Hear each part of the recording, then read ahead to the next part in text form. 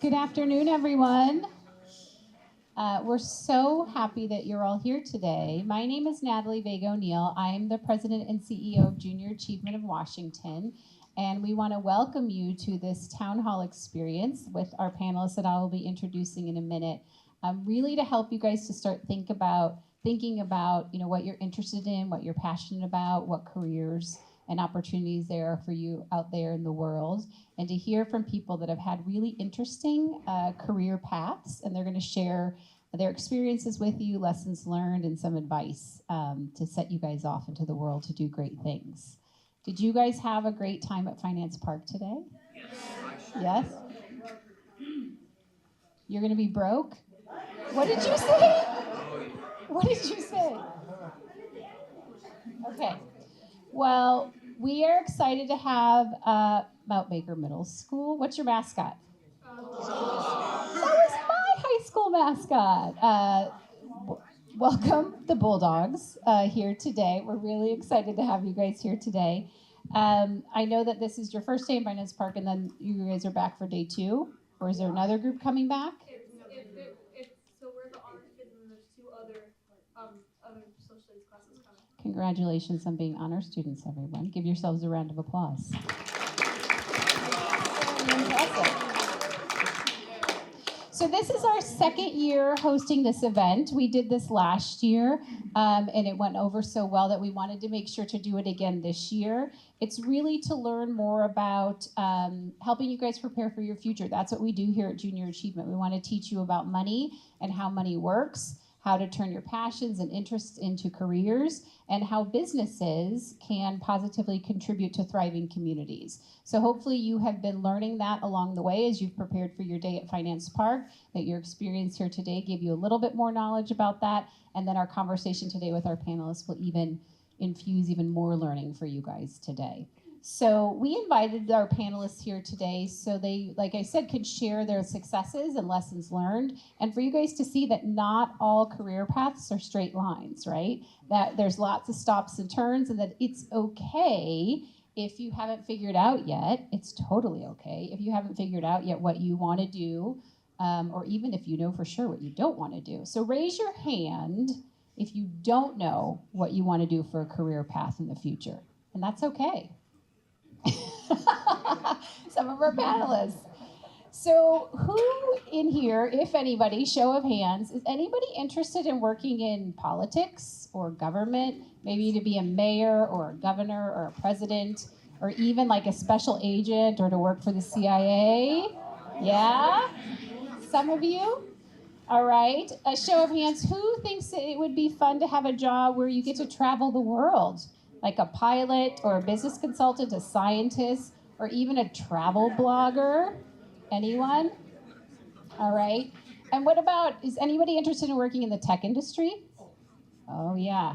Like a video game designer, an app developer, or even an engineer?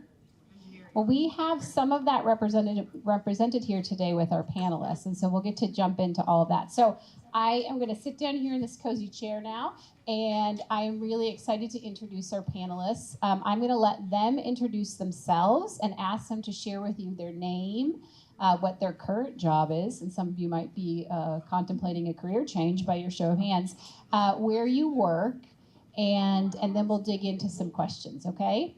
Everybody ready? All right.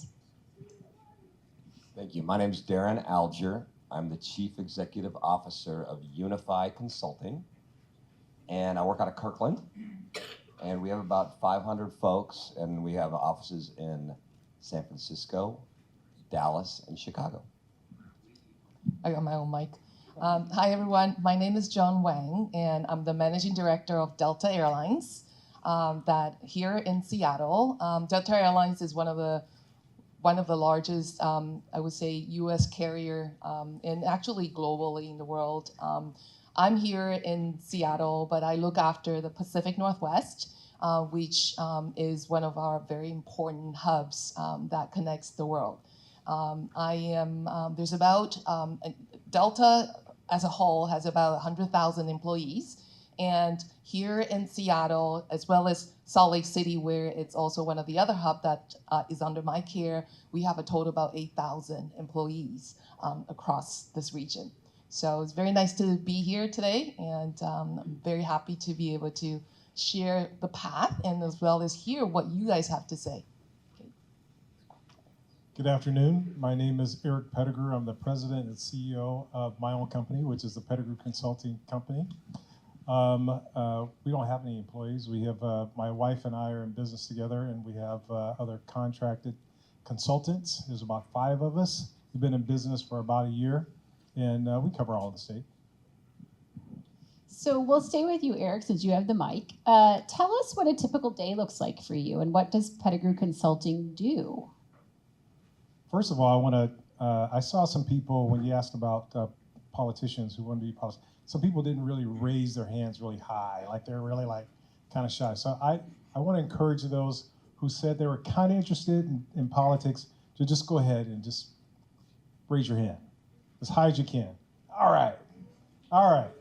It's not a bad word, trust me, and I'll tell you all about it. But my typical day is really doing a lot of problem solving, a lot of troubleshooting, a lot of basically puzzles put in front of me, and figuring them how to get through them through not only a process in government, but also through people and personalities. Believe it or not, working with politicians, you're actually working with people.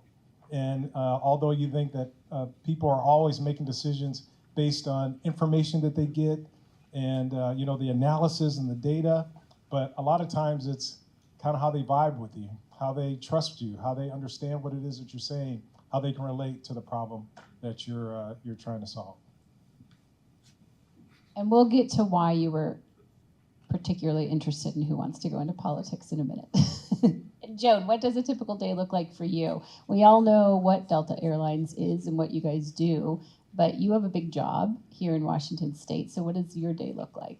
Well, literally, it's really hard to define a typical day. I am the head of the region, but also I work very closely, obviously, with what I just said, employees in the region, where we have, and as many of you guys know, when you say that you work for an airline, a lot of the questions I get is, oh, so you're a flight attendant. And I actually, probably will be the last job I will do because I'm actually claustrophobic and I don't think I'm able to, do a job where I'm cooped up in air. However, what's interesting about my job is that I work with all groups of people, very similar to what Eric says, whether it's passengers, sometimes very difficult passengers that comes directly and talk to me, with very good, obviously, and very capable professional tech ops.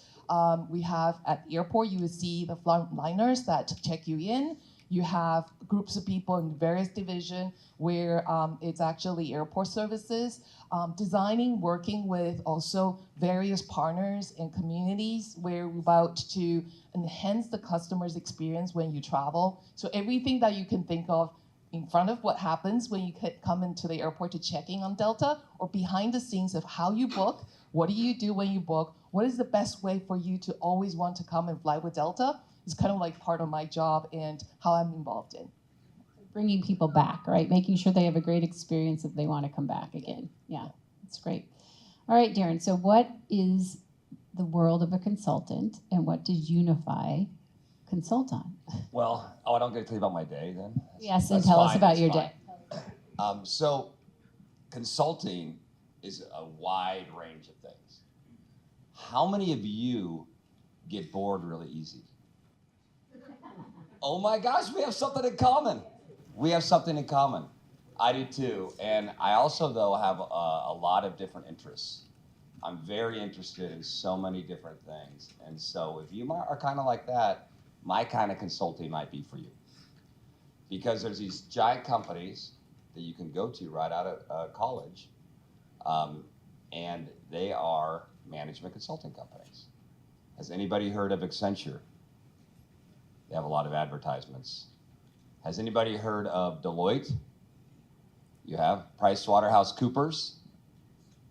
Then you have these big giant firms out of India like Tata Consulting, Wipro, Infosys. You guys can see we've never even heard of these companies. They employ hundreds of thousands of people. So these are jobs that, for you, when I was your age, I had no idea what that was. And my day is so fun because it's different every day. And I get to go work with, like, my clients are Google, Amazon, Microsoft, but also like the Gap, Starbucks. Does anybody know who Starbucks is? You guys like Starbucks? All right. Who can come up here and introduce yourself to me with confidence and some swagger? My name is Gemma Jones. I'm 13 years old. I'm really interested in musical theater, music, all that kind of stuff. Yeah. Big round of applause for Gemma. And I like to support my clients, and so you get a $25 gift card to Starbucks. All right, see, this is how I connect with kids, is I bribe you. Costco's a client of mine, so I'll go in and talk to Meta about, like, their reality labs, their Oculus, some of their new tech that's going on, right? How can we help them do that? I'm working with Google on their data centers because America's power hungry. We don't have enough data centers today to power AI. So then I also work with the energy companies, the utilities, to help them have more power. PG&E is one of my biggest customers. So every day I get to try to solve these problems and work on these different things. And, like, actually there's so much fun stuff to learn. Do you guys know that there's a company called TerraPower, which is a Bill Gates funded tech company? And they're going to try to build this, like, safe nuclear plant because we need more power. And it's called a Natrium plant. And they were going to just kind of give the tech out and try to help people do that. But instead, now they're going to become a nuclear utility. And I want to help them in all the little gaps they have on how to do that. So the consulting is super fun that way. So tell us what was your path to this line of work? What did your career look like? And you don't have to take us through every single one, but what was your very first job? Remember, I know these guys get bored real easy, so I'll be short. Well, so honestly, I really, I was a stubborn kid. Probably, I could tell your personality and mine are probably somewhat similar. You're cool. You're funny. I like you. And you guys are, you look funny. But I was kind of a class clown. I got bored easy, and when I was stubborn, so when I went to Washington State University, can anybody give me a Go Cougs? Go Cougs! They said, I can't resist. I was like, hey, so they're like, you guys will all change your majors like 2.5 times, and I wanted to be a campaign manager. And so I was a poli-sci major, and I thought I might be an attorney. So I'm like, I'm not going to change my major just because that guy said that I might change my major. So I graduated with a poli-sci major, history minor. And when I got out of college, I didn't really know what I wanted to do. I went to Europe for a little bit. Back then, you could do it for almost nothing. Did you do that? You did on a little Euro-Rail pass? Yeah. It's so fun. And so then I moved to San Diego, and I was like a butler in a hotel where I could iron your clothes, serve you French press coffee. And I was looking for a real job. And I'm like, man, I was hustling hard, trying to find a job. It was hard. And I actually ran across, back then it's called Anderson Consulting. I'm like, that looks cool. But I'm like, I think I want to get into technology. So I worked for the largest manufacturer of rechargeable batteries in the world. I got a job. Guess how I got my job? What's that? Somebody guess how I got my job? Confidence and swag. You just walked in and were like, I want this job. I like you. You've got swagger, girl. Yes, sir. Ooh, you know what? This guy gets a $25 gift card right here. Nice job. I'll tell you what. Because the one thing I want to land on you guys today, my main thing I want you to walk away from is understanding a little bit more about being able to be open-minded about looking at what the consulting industry is, but also on realizing that your ability to make relationships is going to be key no matter how smart you are or how good you are at technology, which that helps a lot, right? But if you can actually make relationships with somebody else and forge that and learn that skill, that's going to help you for life. I actually got it at a sushi bar. I ran into a guy. I was like striking out on all my interviews I was sending in, and he was a VP at Sanyo. And I ended up, he let me try to apply for the job there, and I interviewed, and I got that job. And it was a tough market back then. But then I worked with in rechargeable batteries for a while, doing all sorts of fun stuff that I won't say, making nothing, hardly anything.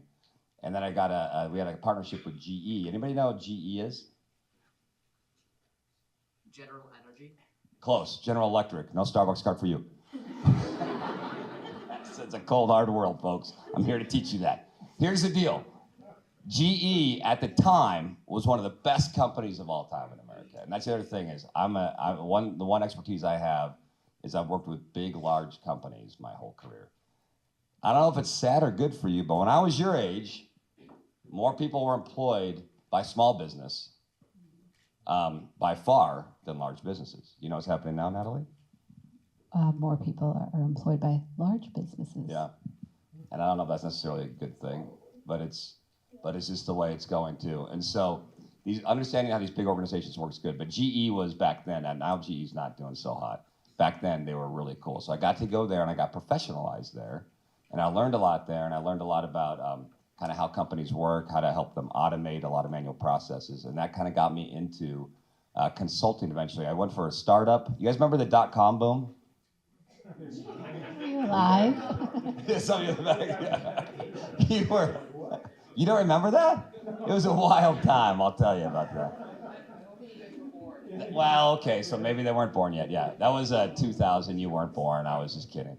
But it was the wildest time. Was that the wildest time ever in business? And so This group was born in 2012, just FYI. 2011 and 2012. I told you guys, I was best sense of humor Cascade High School in 1989. All right, I still got a little bit, but it was but then I worked for a startup and then ended up going to work for IBM. You guys all know IBM, right? And then I worked for. Has anybody heard of a consulting company called Slalom Consulting? No, nobody knows that company. Yeah. So when I started, they were $7 million in revenue, and now their revenue is $3 billion. And I was their growth guy when I went there. So I left and started my own company. So any entrepreneurs here? Yeah, starting your own company can be pretty cool. I mean, you can ask Eric. It's not easy, but it can be really cool. We could talk about that later. But anyway, that's how. I think to sum that up to you, Natalie, like my career was winding and wild, but the one thing that always served me well is I learned that ability to make relationships, listen to people, learn from them, and then I was able to understand kind of hey, this is where I want to take my career. And stay interested, right? Stay interested in things, new things too. Have you heard that term? It's better to be interested than interesting. Interesting. You can't beat Eric. I didn't bring any gift cards, no swags for you people, right? But I want to share with you a little bit of perhaps like about myself, and of course similar to perhaps what Eric shared. I did not start ordinary. I was actually a child of diplomats, and so I was born in Portugal, grew up in Spain. I lived in Asia for since I think I was third grade until I was grade 10, 11, about your age, in Asia, in Taiwan. Did not speak a word of Chinese. Then from there, went to Africa, a country in Southern Africa. And then from there, by the way, not a word of English back then, at grade 10, 11. Struggled quite a bit. And of course, from there, went to Boston, United States. And with that, all the things that went through where most of the time I'm confused, I wanted to do something where I figure I can be helpful if I'm in education. So I wanted to become a guidance counselor. And I eventually did. I became a guidance counselor. And so you ask yourself, well, how did a guidance counselor become someone that works for an airline? Well, the answer is I don't know. It was just like, you're stumbling through a lot of like, where am I? What's going on? What's my next journey? But I went from talking to kids like you and become your guidance counselor of every day. Probably you have one at school. Probably most hated person in school, or most hated because you kind of like, always have to go to the person to decide what you want to do. And most of the time you're going to say to your guidance counselor, I don't know what I'm doing. And I will tell her that you go figure it out. And that's why I said I was the most probably hated person. Then from there, I had an opportunity to actually work in Asia again. So I kind of like left where I was and went to Asia and started working in the aviation business. Right? And from there, I was then, found meeting a lot of people. So as what Darren just said, meeting people where, opens up opportunities, where you have, you talk and you listen to what they have to say and interested in what they have to do. And that's how I actually landed a job with the airline and knowing nothing about the airline industry. And so I started working for airline for, have anyone heard of an airline called Qatar Airways? I already told you, no, I'm not Darren, I'm no Starbucks. But yeah, so Qatar Airways was a Middle Eastern carrier, and I went to work for them. I opened offices, commercial offices, meaning offices to represent the airline in the countries that you set up operations. And so I worked in China. Then later on, I became country manager in Singapore. Then from Singapore, I went to Korea as country manager, representing Qatar. And then when one day, a headhunter approached me and says, well, have you ever thought about working for another airline? I'm like, no, why, right? And they're like, well, maybe it's an opportunity for you to explore what other airlines do. And I go, that's very interesting. And actually, I went into an interview with Delta at the time, and not expecting anything. In fact, wasn't even going to switch jobs, right? But I just want to hear what others are doing. Again, the part of connecting with people. I actually went through 9 interviews with Delta, never intended, because I didn't want to. But what was intriguing was when I was meeting every single executives or people were interviewing me, I found out more about what they do, which made me thought, well, this is pretty cool. I like to share what I do. And, we became actually more connected through these interviews, where I basically landed my job as the commercial director for China, operating Delta in China. And this is before COVID. Of course, COVID changed a lot of things where, we start shutting down flights. Now, you guys remember COVID, right? I hope. Yes. Yeah. Right. Yeah, but what Darren talked about, the .com, back then, one of the interesting things about 5 years ago when COVID started, the .com boom started surfacing in different, careers and opportunities in the tech business particularly. And I remember Amazon and Facebook and, all these Googles and of course, Microsoft, they were booming. I'll give you an example. Amazon is a client of Delta, right? So before COVID at 2019, they had about 700,000 employees around the globe. During the period of the 3 years after coming out of COVID, they grew to become a company. Anyone want to guess? No, thank you. And no cards for you.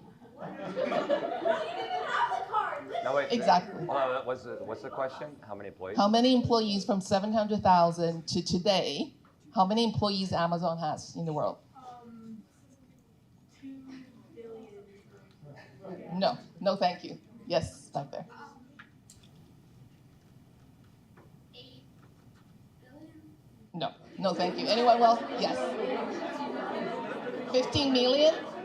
No, it grew, okay, you guys are too ambitious, okay? In 5 years, if a company grew from 700,000 to 15 million and 2 billion, it's close. It actually more than doubled. It's 3 million employees around the world.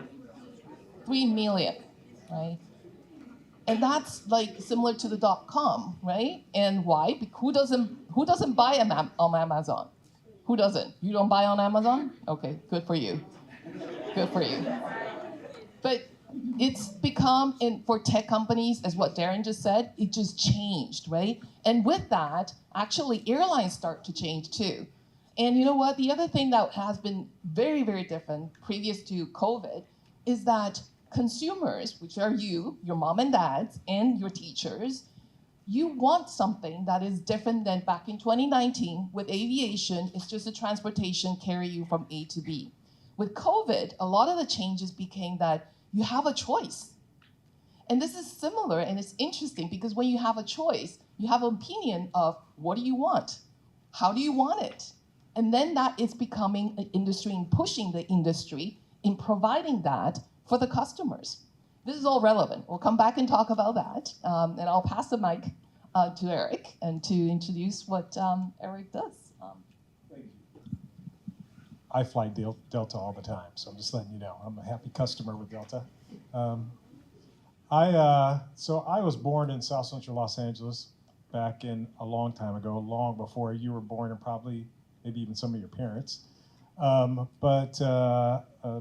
in South Central at Watts, California, that area, the career idea I had early on, because of where I was being raised, was to get involved in sports. And so right off the bat, I thought I was going to be the first baseman of the Los Angeles Dodgers. I mean, I just knew it. There was no question about it, that I was going to be the first black first baseman for the Dodgers and go on to the Hall of Fame, hit a bunch of home runs for LA. And, I actually practiced my home run trot. I spent like hours swinging the bat and practicing running around my front yard like I just hit a home run. In short, that didn't work out. But ultimately, I ended up sticking with athletics and got a scholarship to Oregon State University. So how many Bs are out there? Okay, never mind. How many? Pac-12 is out there? Yeah, all right, the Pac-2. So Oregon State University, I played football for Oregon State and graduated from there. And then right after that, some guy came to me and said, hey, you should go to graduate school and get your master's degree. And I was like, man, okay, I'll give it a shot. So I went to school. It only took 2 years to get to my master's degree. And right after my master's, I was like, now what am I going to do? I have no idea. I had a master's in social work. I'm like, what does that do? And so I freaked out a little bit and said, you know what I'm going to do is I'm just going to go around. I'm going to talk to as many people that would talk to me. And so I spent a bunch of coffees and conversations with folks, just doing networking, just going and talking to them and telling them what I was kind of interested in. I wasn't really, but really mostly listening to them, hearing kind of what they were saying to me about their careers and what they did. And out of that, in a very short period of time, next thing I knew, I had a job. And so that really kind of set me on this path of understanding that it's really, as Darren was saying, it's really about the relationships as far as helping you get those opportunities. Every single job I've ever had, there's probably one job that I actually had to go in for an interview. All the other ones were all out of talking to people. Because usually when people get in front of you and they're talking to you, they might be listening to what you're saying. Oh, I did this, I got this grade, I like this, I did this. But really they're kind of sizing you up. They're kind of going like, can I work with this person? Can I trust this person? Is this person able to grasp? Are they willing to learn a little bit more and have some initiative to take on some things that even if I don't ask them to do that, they're willing to kind of step up and see a problem beforehand and jump in. And so that's just kind of mentally my mindset. So when you look at my career, it's all over the place. So I started off in social work. I was a CPS worker for a minute. After that, I worked for the mayor of Seattle and was the city's emergency manager for a few years. Ran a research project. Then decided I was going to be an insurance executive. Ooh, that's quite the accomplishment. Nothing bad against. I was going to move up the insurance ladder and become a big-time executive because it paid really well, great benefits, everything was fantastic. And a friend of mine came to me and said, "Hey, Eric, I'm getting ready to retire. I'm a state representative. I represent Seattle and Rainier Beach and all that area." And he said, "I'm getting ready to retire. I think you'd be great at it." I was like, "Man, I don't want to be a politician. Who wants to be a politician, man? That's kind of like, I can't yell at my kids in the grocery store. I can't give people signals when they cut me off when I'm driving. Give them signs, that say I disapprove. So I don't want to do that." They say, "Hey, man, this is not about you. This is about you giving back to your community that's given you so much already." I was like, "God, why do you say that? Why do you say that?" Because it didn't make me feel like here's an opportunity for me to actually do some things that helps people in my community. And that's what happened. Ended up ran and won and became the representative for the 37th legislative district in Seattle, which is Central and Southeast Seattle and Renton, for 18 years. And the whole time there, all I didn't do a lot of, I did some politicking, but mostly I did a lot of helping people. A lot of people came to me and said, hey, I'm getting kicked out of my house. Hey, we're having trouble at school. Hey, I need, my business is not doing very well and we need some support. And so all those people coming to me gave me an opportunity to use government as a resource to help them, which is really kind of what my job is now. That's all I do. I'm a consultant. And I do government relations as a consultant and help people problem solve. And it's all about, again, it's all about building those relationships and those connections. I'll just tell you a story about one of the jobs I got. I was, the company I was working for got sold. And they offered me a job to kind of stick around, but I was like, nah, because they wanted me to quit being in the legislature, because you could work in the legislature and have a job at the same time. And I said, nah, I'm just gonna take my chances, and I didn't take a job. And so I said, this is a year that Barack Obama won and became president of the United States, and this was after you guys were born.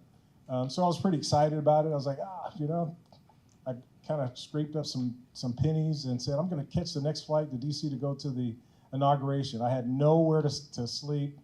I knew one person there could put me up in a 1-bedroom apartment with about 8 other people. And so I flew to DC, but on my flight, I sat next to this guy, this poor guy, I'm a big guy. So I come in, I'm sitting in the middle seat, or he's in the middle seat, and I sit right, he's like, oh my God, here comes this big guy. He's gonna squish the crap out of me, and sure enough, I sat next to him, and I was squishing him. And I said, I should probably be nice to this guy. Hey, can I borrow your drink? And just trying to be nice to him. Next thing you know, we're just talking. I was a Abraham Lincoln kind of a guy. I read some books on Abraham Lincoln. So he and I started talking about community and, giving back. And by the time I landed, he said, I got this executive position. I just became the president of the region, and I got this executive position. I think you'd be excellent at it. I wish you would consider just being my number 2. I was like, okay, well, I'll think about it. Sure enough, he hired me on the spot, basically. And that's an example of all the kind of jobs I've ever gotten, all the kind of business I've ever gotten, is all by connecting with people. I think Darren and Joan were absolutely right. It's about those relationships. You think that when you walk in the door again, that you're talking about your resume, that's part of it, but it's really about connecting with folks, listening to people, being able to articulate what you're thinking, and are being able to empathize with what people are saying to you about what it is that they've experienced and what's happening with their career. So my career continues, and that's why I raised my hand when the question was, what are you gonna do next? I don't know what I'm gonna do next. I love what I'm doing right now. I love it. But who knows what's next for me in the next chapter. When I first started and got in school, I was gonna be a journalist. I was gonna just kind of be one of these guys with a camera around my neck, taking pictures and out in the, just kind of writing these great stories, maybe writing a couple great books. But now I'm doing what I'm doing. I actually love it. And the reason why I love every single job I've had is because it's an element of what I enjoy doing, which is problem solving, connecting with people, getting to yes, making things happen, making a difference. Right. Thank you. Such good advice. And so much about everything that you said is built on relationships and people and connecting. And the connection is so important. We're going to connect with you guys now because you guys have questions for the panel. So we're going to spend about the next 5 minutes getting to some. We're not going to be able to get to all. So I'll start with number 8, and then we'll work our way around. Okay? So speak clearly, loudly, so that we can hear your question. What is your question for the panel? My question is, what do employers look for when hiring candidates? And anybody can take the question? Yep. Thank you. Good job. You hire more people than I do, but for me, I have to hire, my whole product is my people, right? Consulting is all about your people, so hiring is so critical. And you think about this, ability is what you can do, motivation is how much you can do, and attitude is how well you do it. We all have different levels of ability, but I think I can speak for everybody when I say, I'd rather have somebody lower on ability and high motivation with a great attitude. Everybody in here, you can all do that, right? You can all bring that motivation and have a great attitude. So I look for that, and I gotta just say, like, to kind of jump on what you were saying too, I really look at the X factor for me is, does somebody, like when you really think about, like, I give everybody in my company this book when they join called The Go-Giver. And the lesson of the Go-Giver is this: your worth is about how much value you add to others versus yourself.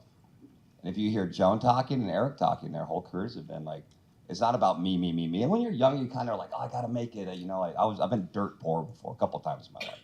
And you're like, man, I gotta make it. But when you can really, like, as for my employees, if they're really somebody that like isn't like, what are you gonna pay me? What's about me? But they're like, how can I help your firm succeed? How can I help the team and the people succeed? If I feel like they really care about helping that more than they do just about themselves, that's huge. I want to add what Darren just said about what employees look in hiring. You know, I used to have a boss who tells me he decides on hiring people in 7 seconds. I don't know if you guys will agree to this.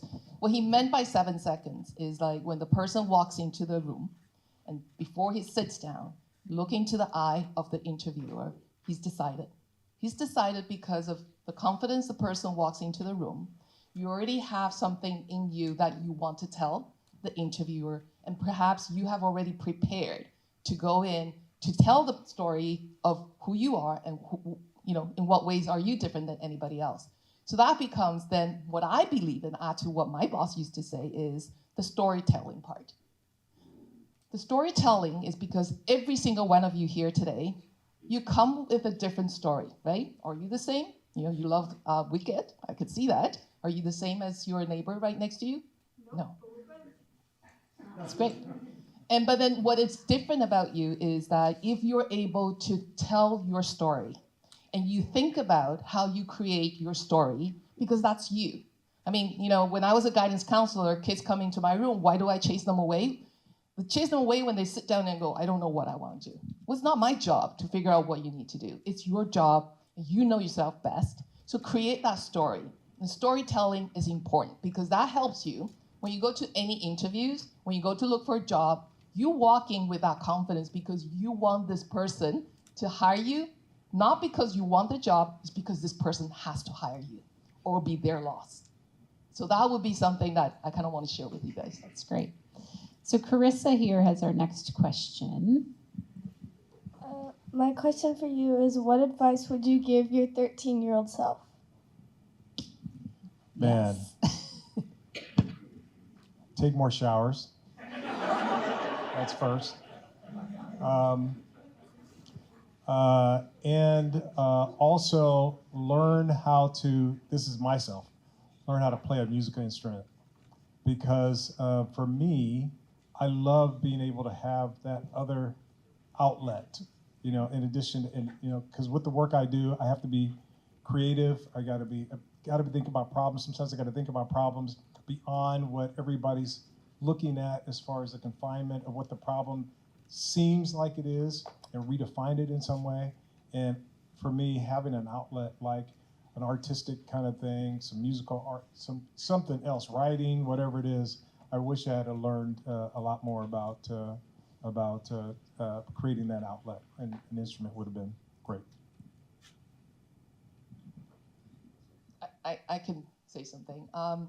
I thought about this, you know, and I thought, but I was never that at 13. But of course, at 13, you play a lot of video games. I'm sure you guys do that too. But if I'm thinking back, back then we don't have the thing called NPC. You know what's an NPC, right? A non-playable character. And what I would say that is actually what I want to share, because don't ever become an NPC, right? Which means that be relevant. If I tell myself when I'm 13, be relevant to everything you do, right? Never become an NPC, because once you become an NPC, you're an NPC to the rest of the world. So that's my advice.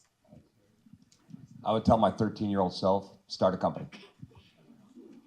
Okay, it doesn't matter if it fails, doesn't matter what it is, you're gonna learn more from doing that about business than anything else.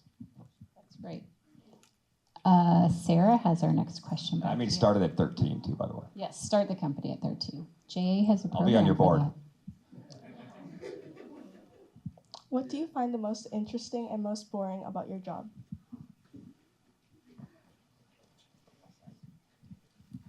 The most interesting, similar to Darren, is that there are problems that need to be solved every single day. There's never a dull moment.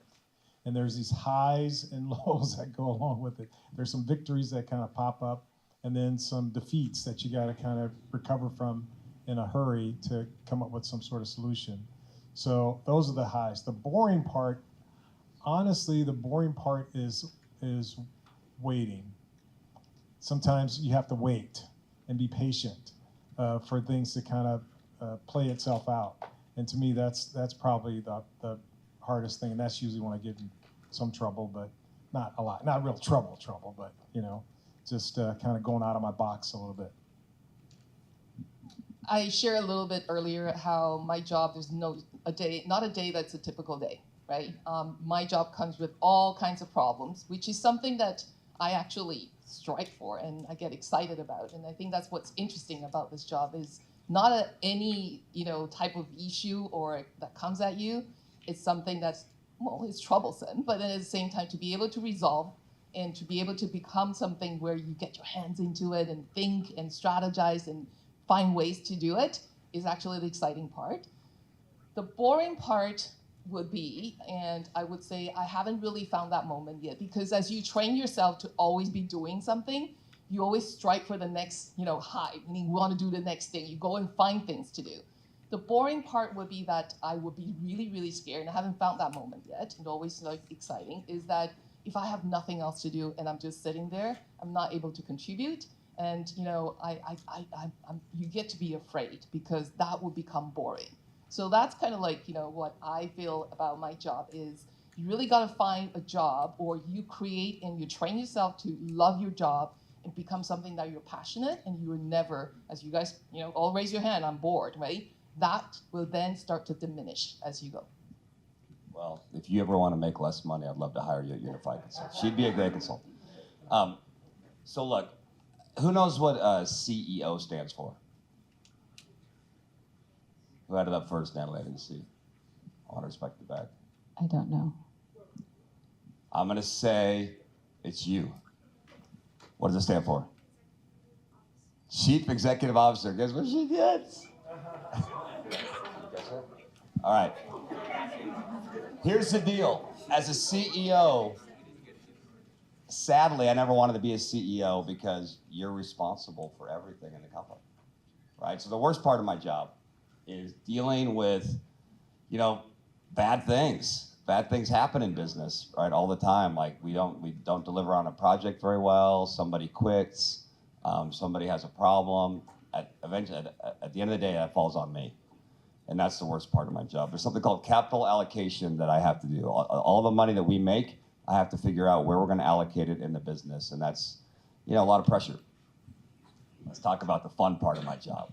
Sorry, real quick. I love my job. I love consulting so much. And the reason why is because I've actually learned over the years to understand how big companies work, right? And what a lot of times the bigger an organization gets, the more complicated it gets, except for the US government, which is a well-oiled machine, folks. That's my little joke. That was funny. So I love to go and figure out that's the name of Unify, right? Is how do we bring that together? How do we unify with the community? And then how do we actually bring our people unified to solve problems? And so I get to go in and really figure out how to help these companies succeed. And you know what? Delta Airlines is one story that I talk about a lot. The Harvard Business Review. You guys, anybody know the Harvard Business Review? You guys read that? No? Okay. So it's they put an article out about change power. And so you think about a competitive advantage is the faster a large, giant company can change. That's a competitive advantage. And the story was about Delta Airlines during COVID because people didn't want to sit in a middle seat, right? And Delta was able to, faster than all the other airlines, actually put that out to the customer first. And during COVID, they're the only profitable airline because somehow they were able to get through all the red tape and everything to actually go put that out there. So I love helping companies change. And I will brag about one thing before I give it back to you. We actually just landed a deal end of last week where we're helping Microsoft do change management and adoption for AI internally at Microsoft. Isn't that pretty cool? Yeah. Fun job. All right, we're gonna have one last question. Who still has a question over here? Yes. Okay, what's your name and you can ask your question. Charlene, if you could go back and change something in your career or education, what would it be and why? Great question. That's tough for me to answer because I was a psychology major, an education major. All I want to do is to help kids because, struggling growing up, going through 4 different education systems, I wanted to kind of like tell my story and be able to help other kids like that went through similar experience I did. But if I would say that then later on where I pivot to do what I do, which is a lot of managing commercial, managing people, talk to people, I also found that, and it's not about changing what you can learn, is when you go into any type of job, it actually is learning. You gain so much. And, going to school, obviously you get the book smart part of it that get fulfilled, right? But at the same time, when you work, you actually get that experience embedded in you and it becomes a skill set of yours where you can carry you and empower you to do anything else. So I wouldn't say I would change anything in terms of like choosing majors. And I will also say that, this gives you a big canvas. How do you want to define what you want to do? Never limit yourself. Sky's the limit. I know it sounds like a cliche, but it is true. I mean, there's one saying at JAWA, and of course every year there is a Dare to Dream auction in the fall. And Dare to Dream is actually, if you think about the word, and you know what, being your age, you can dare to dream. Adults sometimes cannot dare to dream, right? And I wish you were my career counselor. I mean, jeez. But dare to dream. I wish that somebody, again, back to the question of being 13, if somebody tells me and, say, what would be some of the things that you would tell yourself at 13, is dare to dream. Do what you want and never let people to stop you saying, oh, that's a stupid idea, don't do it, right? Yeah, and I want to take the pressure off of you too, though, is it doesn't really matter if you, like a lot of times, go get a technical degree or another kind of degree. It doesn't matter that much. It's what Joan's saying, like you're always going to be able to learn and pick things up, right? So just don't put too much pressure on yourself there. The biggest lesson I've learned, if I could change my education or my attitude around education, one, I wouldn't focus on just the grade. I would focus on actually learning and getting engaged with the learning part.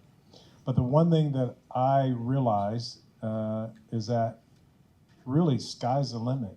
There's really nothing. The only thing that is really in your way that's an obstacle is really what's in your own mind. Whatever restrictions you put, even when people say, you can't do that, you're not gonna be able to, you gotta really kind of look inside yourself and understand that really, and ask yourself, is this obstacle something that I'm creating, or is it something that actually is out there? And most of the time, it's what's in your own mind. So like Darren says, dream and go for it. Thank you guys so much. Can we give our panelists a round of applause, please?